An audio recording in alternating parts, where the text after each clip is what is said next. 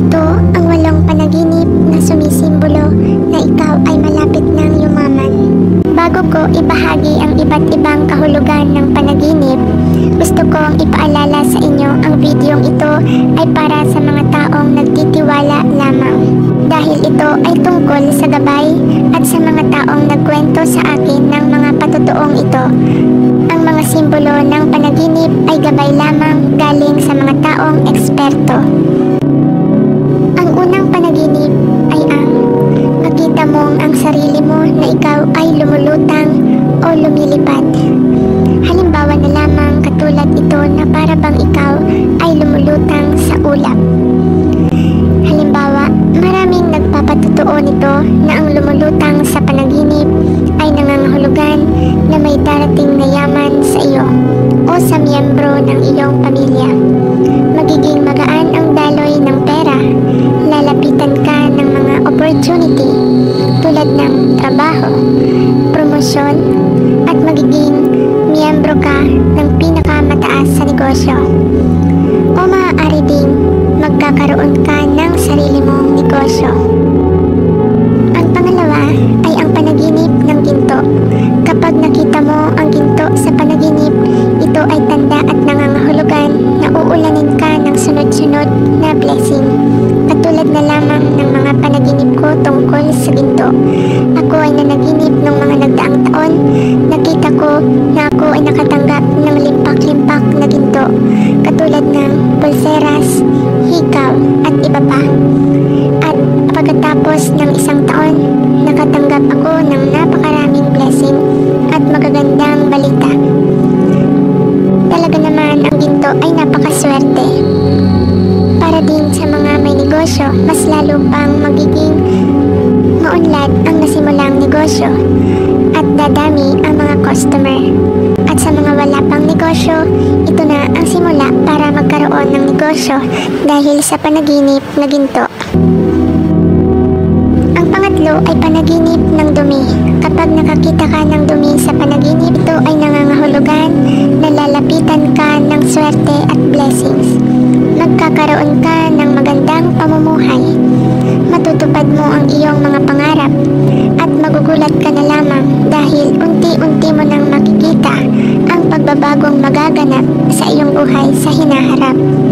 Talagang napakaswerte ng dumi sa panaginip dahil ito ay aking naging experience. Nakapanaginip ako ng dumi sa panaginip at halos magkasunod-sunod ito. At pagkalipas ng ilang taon ay inuulan ako ng pera at nagkaroon kami ng sarili naming negosyo. Ang pang-apat ay ang panaginip ng puting kabayo. Ang puting kabayo ay nangangahulugan na malapit mo nang matupad ang iyong mga kahilingan.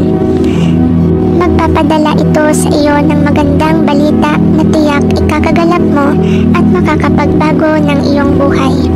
Ang puting kabayo din ay sumisimbolo ng pag-asa, swerte at kabaitan. Ang panglima ay panaginip ng isda. Kapag ikaw ay nanaginip na nakahuli ka ng isda, ito ay swerte. Nangangahulugan ito o sumisimbolo ito na uulanin ka ng napakaraming swerte at biyaya. Magkakaroon ka ng napakaraming pera sa mga susunod na taon o buwan. Pati na rin sa miyembro ng iyong pamilya, makakatanggap sila ng magagandang balita. Talagang ang panaginip ng isda ay napakaswerte, lalong-lalo na kapag nahuli mo ito. Katulad na rin ng aking panaginip noon. Nakapanaginip ako ng isda. Malaking isda ang aking nahuli at pagkalipas ng mga taon ay sunod-sunod na good news ang aking na-receive. Ang anim ay ang panaginip ng palaka. Kapag nakita mo ang palaka sa panaginip, ay tiyak malapit mo nang makita ang iyong mga pangarap. Magkakaroon ka ng masaganang buhay. Mabibili mo ang iyong mga hinahangad ng bagay tulad ng bahay, lote, kotse at iba pa. Maraming pera ang darating sa iyo kapag nakita mo ang palaka sa panaginip. Ang palaka ay sumisimbolo ng kaginhawahan, good luck, at ginagawa rin ito paghahati ng mga Tsino o pinaniniwalaan ito sa Chinese Feng Shui good luck. Ang panaginip ng punong kahoy na punong-puno ng bunga.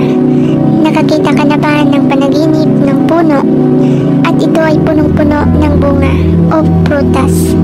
Kapag nakita mo ang punong kahoy na ito ay punong-puno ng bunga ng prutas, nangangahulugan na magkakaroon ka ng limpak-limpak na salapi sa darating na taon.